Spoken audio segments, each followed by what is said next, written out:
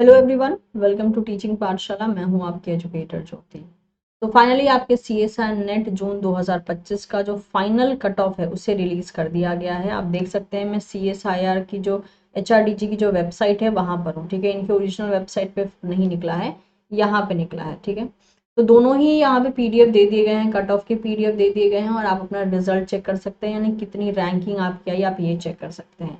Cut off पे जब आप क्लिक करते हैं तो आपके सामने ये पर्टिकुलर पीडीएफ ओपन हो जाता है जिसमें कि आपको कट ऑफ दे के रखा है उस एग्जाम का जो 28 जुलाई 2025 को कंडक्ट हुआ था, जिसे मेनली हम जून 2025 के एग्जाम के नाम से जानते हैं। ठीक है, अब यहाँ पे इन्होंने देखिए, मुझे समझ नहीं आ रहा है, बच्चों को स्कोर कार्ड में परसेंटाइल दिया गया है।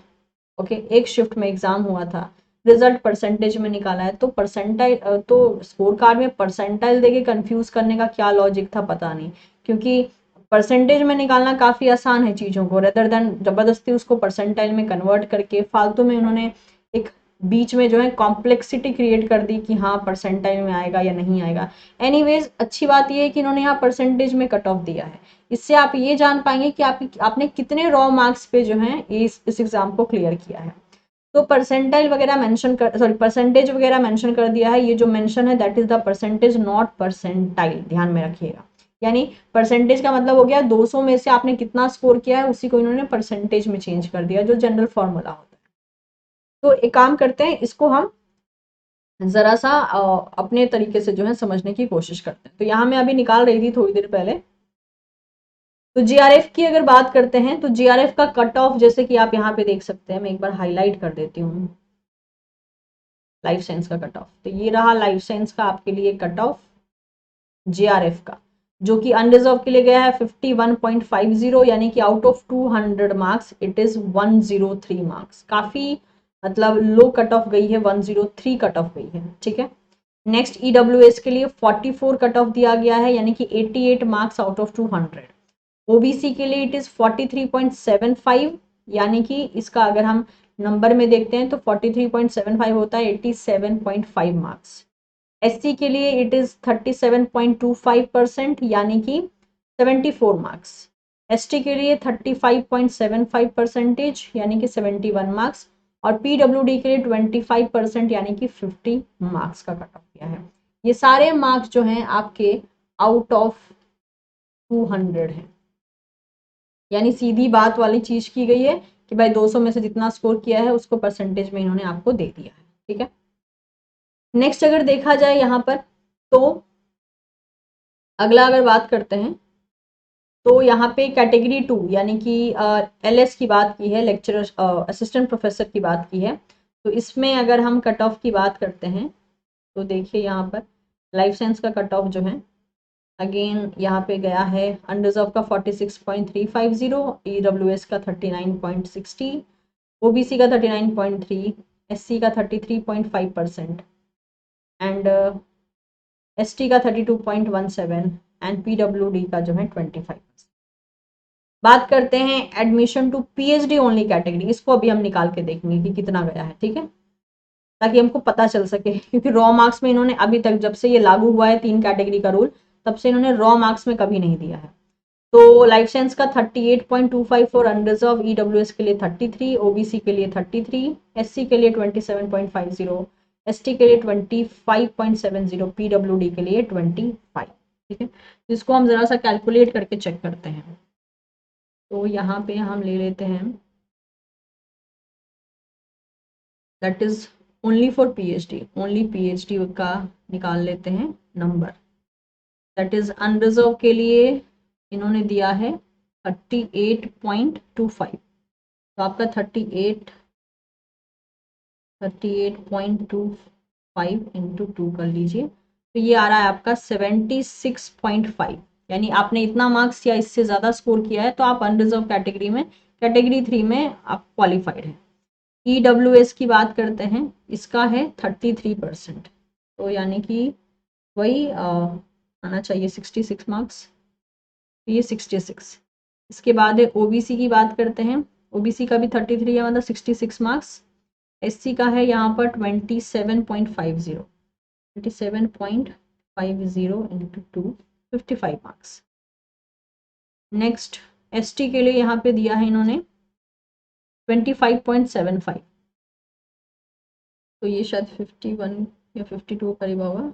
27.75 इंटू 2 भाई 55, सॉरी ST 27, SC का 27, इसका 25, 25.5, 51 के करीब, और PWD का वही है 50। तो अगर आपने 200 में से इतने नंबर स्कोर किए हैं आउट ऑफ 200, तो आपका जो है एक तरीके से आप देख सकते हो कि इतना नंबर के बेसिस पे जो है आप कैटेगरी 3 में क्वालिफाई। ठीक है, आप इसी बेसिस पे आप एक तरीके से, जैसे मैं अनरिजर्व का निकाल के बता देती हूँ लाइफ साइंस का कि LS कितना गया है। LS आपका पड़ा है 46.350, ये 92.75 का कट ऑफ गया है, 92.75। ठीक है, तो अगर आप अनरिजर्व कैटेगरी से हैं, इतने नंबर बन रहे हैं या इससे ज़्यादा बन रहे हैं, तो आप qualified. Again I am saying this is not percentile, this is a proper percentage. Proper percentage में आप क्या करते हो, कितना नंबर आपको मिला डिवाइडेड बाई टोटल नंबर कितना था इनटू 100, ये होता है परसेंटेज निकालने का फॉर्मूला। इसी के बेसिस पे ये यहाँ पे नंबर निकाले गए हैं। तो जिन भी कैंडिडेट ने इस एग्जाम को क्वालिफाई किया है उनको बहुत बहुत बधाइयाँ। कट ऑफ बहुत हाई एंड पे नहीं गया है, 103 कट ऑफ रहा है अनरिजर्व कैटेगरी का। मेरा मानना है शायद मैक्सिमम स्टूडेंट ने क्वालिफाई किया होगा, ऑल्दो अभी जस्ट मैंने क्लास खत्म किया है और मुझे जानने को मिला कि रिजल्ट आ गया है। तो अभी मेरा स्टूडेंट से बात नहीं हुआ है, बट मेरा मान के चलना है कि बहुत से कैंडिडेट ने जो है क्वालिफाई किया हो, क्योंकि मैक्सिमम 100 से ऊपर ही स्कोर कर रहे थे। ठीक है, तो आप रॉ स्कोर को देखिए। ठीक है, रॉ स्कोर वो स्कोर है जो आउट ऑफ 200 आपने स्कोर किया है, उसके बेसिस पे देख सकते हो आप। और अभी तो जो लिस्ट है वो भी पब्लिश की जा चुकी है, मतलब जिस लिस्ट में स्टूडेंट का नाम आता है उसमें आप अपना रोल नंबर सर्च करोगे तो वो रोल नंबर दिखाएगा अलॉन्ग विद दी AIR, तो वहां से भी आप क्लैरिफाई हो जाओगे कि आप क्वालिफाइड हो या नहीं। तो जिन भी बच्चों ने क्वालिफाई किया है सबको बहुत बहुत बहुत बधाइयाँ। फाइनली आपकी मेहनत जो है आपके लिए एक फ्रूटफुल रिजल्ट लेके आई है। जिनका कुछ मार्क्स से रह गया है, आई विल सजेस्ट कि मंजिल जो भी आपकी थी वो इम्पॉसिबल तो नहीं है, बस थोड़ी सी दूर है, आपको शायद थोड़ा सा और कोशिश करने की ज़रूरत है। और जिनका बहुत बड़े मार्जिन से रहा है, मेरा मान के चलना है कि उनका मे बी प्रिपरेशन पूरा नहीं था, तो उनको अपने प्रिपरेशन पे ध्यान देना चाहिए।